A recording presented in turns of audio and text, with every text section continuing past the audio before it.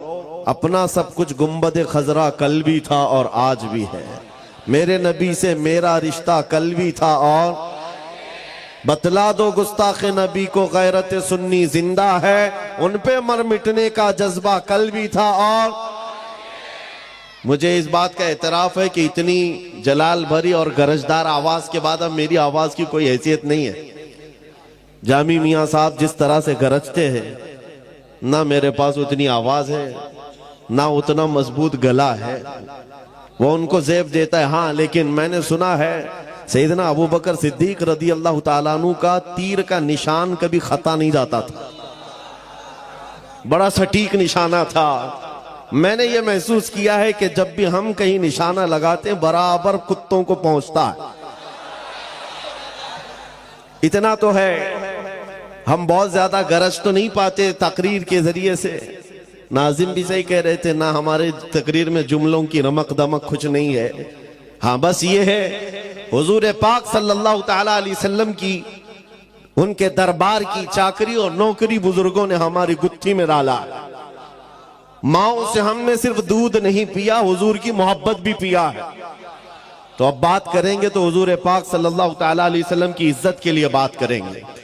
عزیزان گرامی وقار، ہم آج جن حالات کے شکار ہیں بہت سارے لوگوں نے تمہیں نروس بنا رکھا ہے کہ تمہارے پاس کچھ نہیں ہے اور آلریڈی یہ بہت سارے احساس کمتری کے شکار ہو گئے. میں اس طرح کا قائل نہیں ہوں.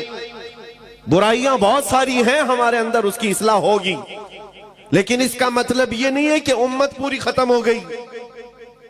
تمہارے پاس کوئی دولت ہی نہیں ہے، تم بکھرے ہوئے ہو، ٹوٹے ہوئے ہو. نہیں، میں اس کا قائل نہیں ہوں. آج بھی ہمارے پاس بہت بڑی دولت ہے. اقبال نے 100 سال پہلے کہا تھا ذرا نم ہو تو بڑی زرخیز ہے مٹی یہ ساقی. مایوس نہیں ہوں میں اپنی کشت ویراں سے اقبال، ذرا نم ہو تو بڑی زرخیز ہے یہ مٹی. یعنی سب کچھ آج دنیا ہمیں بتا رہی ہے، یہ صرف اور صرف تمہیں احساس کمتری کی بیماری میں لانے کے لیے. ہوتا یہ ہے کہ آدمی کو میدان جنگ میں جانے سے پہلے اگر یہ بتا دیا جائے کہ تیرے ہاتھ خراب ہیں، تیرے پیر خراب ہیں، تیرا دماغ بھی صحیح نہیں ہے، تو وہ بیچارہ شک میں اپنے آپ کو ہی کمزور محسوس کر کے پیچھے بھاگ جاتا ہے. اکثر ایسا ہو رہا ہے. اس قوم کو بار بار یہ کہہ کر ڈرایا جا رہا ہے کہ تم بکھرے ہوئے ہو، ٹوٹے ہوئے ہو، تمہارے پاس کچھ نہیں. اور یہ کام صلح کلی زیادہ کرتے ہیں.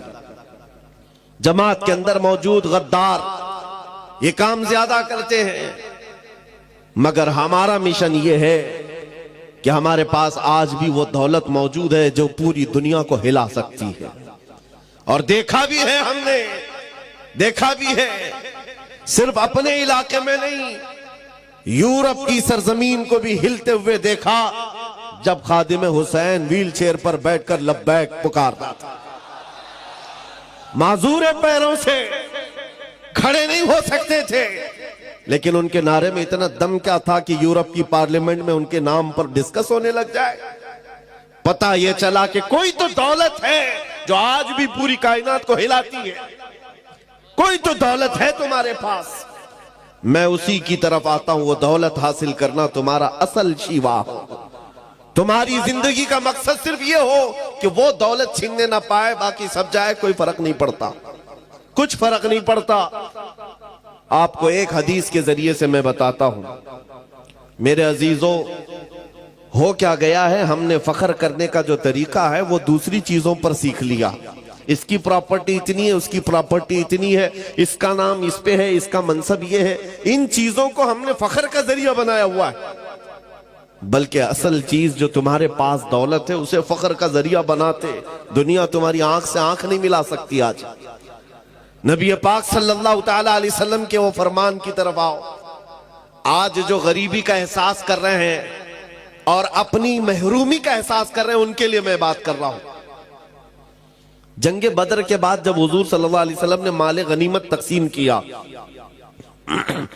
تو اس میں مہاجرین کو تھوڑا مال زیادہ دے دیا. جو ہجرت کر کے آئے تھے ان کو مال زیادہ دیا، جو مدینے کے رہنے والے انصار تھے ان کو کم دیا. اب مدینے کے انصار کے دلوں میں یہ بات آئی کہ حضور اپنے گاؤں والوں کو مال زیادہ دے چکے ہیں، یہ چیمی گوئیاں چلنے لگی۔ حضور پاک صلی اللہ تعالیٰ علیہ وسلم تک یہ بات پہنچی۔ سعد بن معاذ رضی اللہ تعالیٰ عنہ کو حضور نے بلایا، جو انصار کے سردار تھے۔ حضور نے پوچھا، اے سعد کیا تمہارے قبیلے میں یہ باتیں چل رہی ہیں؟ انہوں نے کہا، ہاں یا رسول اللہ صلی اللہ علیہ وسلم، مال غنیمت کی تقسیم کے بعد یہ باتیں چل رہی ہیں۔ حضور نے فرمایا، اپنی قوم کو ایک جگہ جمع کرو، انصار کو ایک جگہ جمع کرو۔ توجہ میرے عزیزوں، انصار کو سب ایک ٹیلے کے پاس جمع کیا گیا۔ نبی پاک صلی اللہ علیہ وسلم تشریف لائے اور پوچھا، سنا ہے کہ تمہارے دلوں میں ایک بات آ گئی ہے کہ میں نے مہاجرین کو مال تھوڑا زیادہ دے دیا ہے، کیا یہ بات صحیح ہے؟ ان کی گردنیں جھک گئیں۔ کہا، ہاں یا رسول اللہ، ہم میں سے کچھ لوگوں کے دلوں میں بات آئی۔ نبی پاک صلی اللہ علیہ وسلم نے وہ خطبہ دیا، بخاری شریف اور مسلم شریف پڑھو، آنکھیں نم ہو جاتی۔ اللہ کے حبیب صلی اللہ تعالیٰ علیہ وسلم نے انصار سے کہا، ہاں یہ تم کہہ سکتے ہو اے انصار کہ ہم مکہ چھوڑ کر آئے تھے، گھر نہیں تھا، تم نے گھر دیا، ہمارے پاس کوئی تھے نہیں، تم نے آسرا دیا، لیکن کیا یہ بات سچ نہیں کہ تم گمراہ تھے، اللہ نے میرے ذریعے تمہیں ہدایت دی؟ تم بکھرے ہوئے تھے، اللہ نے میرے ذریعے تمہیں متحد کیا، تم کو اللہ تعالیٰ نے میرے ذریعے سے عزت دیا۔ انصار یہ خطبہ حضور کا سن کر کے رونے لگ گئے، اور اس کے بعد جو جملہ مجھے بتانا ہے اس حدیث سے وہ یہ، آخر میں میرے آقا صلی اللہ علیہ وسلم اس خطبے کے کیا فرماتے ہیں؟ وہی میرا ٹاپک ہے۔ حضور فرماتے ہیں، اے انصار کی جماعت، کیا تم اس بات پر راضی نہیں ہو کہ دنیا والے مال لے کر کے جائیں اور تم اللہ کا رسول لے کر کے جاؤ؟ تم اللہ کا رسول لے جاؤ۔ انصار کہتے اس دن اتنا روئے تھے کہ ان کی داڑھیوں سے بھی آنسو کے قطرے ٹپک رہے تھے۔ جب رسول پاک مل گئے تو پھر کیا ہے؟ آج وہی میں کہتا ہوں میرے عزیزو، تمہارے پاس وہ دولت ہے کہ اگر نام لو تو بے اختیار تمہارے انگوٹھے لبوں سے لگ جاتے۔ آج بھی وہ دولت ہے کہ نہیں ہے؟ مؤذن مسجد میں پکار رہا ہے، اشہد ان محمد رسول اللہ، تو ہم راستے پر چل رہے ہو لیکن انگوٹھے چوم لیتے ہو۔ یہ وہ دولت ہے جو تمہارے سینوں میں موجود ہے۔ جب حضور کی بات آئے چہروں پر ایک الگ رنگت آ جاتی ہے۔ ایک نعت خواں کو پڑھتے ہوئے دیکھو، اگر حقیقت میں حضور کا تصور لے کر کے کوئی سنتا ہے، اس کے چہرے کی رمق دمک بتاتی ہے کہ دل کتنا اجالا۔ آج بھی تمہارے پاس وہ دولت ہے، اور اگر یہ دولت نہیں ہوتی تو یہ میڈیا کے دجالی بھیڑیے کیوں بھونک رہے ہوتے؟ کیوں بھونک رہے ہوتے؟ انہیں تو پتا ہے یہ 14% ہے، یہاں پر شمار بھی ہے نا، 14% ہے۔ ہمارے لیے Sri Krishna report, Sachar committee report, سب کچھ ہے ان کے پاس۔ جو 10 سال سروے کیے ہوئے ججز نے رپورٹ پیش کیا ہے سپریم کورٹ کو کہ مسلمانوں کی حالت دلتوں سے بھی نیچے ہے، بیکورڈ ہیں یہ لوگ، ایجوکیشن میں کم ہے، مال میں بھی کم ہے، عہدوں میں بھی کم ہے، ڈپارٹمنٹ میں بھی نہیں ہے، فوج میں بھی نہیں ہے۔ یہ رپورٹیں کیا یہ میڈیا کے دجال نہیں پڑھتے؟ سب پتا ہے، سب پتا ہے، لیکن بار بار ہم پر بھونکتے کیوں ہیں؟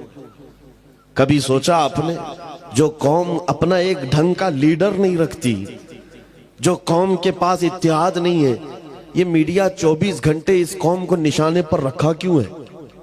بات صرف یہ ہے کہ تم کہتے ہو ہمارے پاس کچھ نہیں، وہ بار بار کہتے ہیں تیرے پاس کچھ ہے، تیرے پاس کچھ ہے۔ تم بار بار کہتے ہو ہم لوٹے ہوئے ہیں، وہ کہتے نہیں تم بڑے ڈراؤنے ہو، تمہارے پاس کچھ ہے۔